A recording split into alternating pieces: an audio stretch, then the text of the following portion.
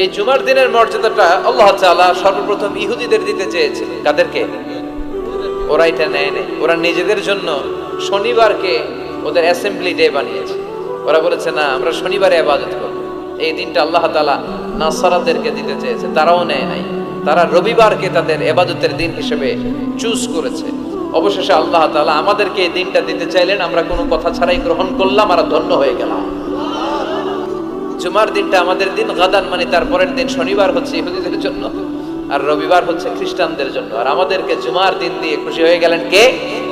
আবার বিশ্বনবী বললেন, জুমার দিনটা এমন দিন, এই দিনে আল্লাহর পক্ষ থেকে বিশেষ ফেরেশতারা মসজিদের সবগুলো দরজার মধ্যে দাঁড়িয়ে যায় এবং জুমার নামাজের আগ দিয়ে খতিব সাহেব আসার আগ পর্যন্ত লিখতে বসে যায়। কে কে মসজিদে ঢুকে নামগুলো তারা কাউন্ট করে, এন্ট্রি করে।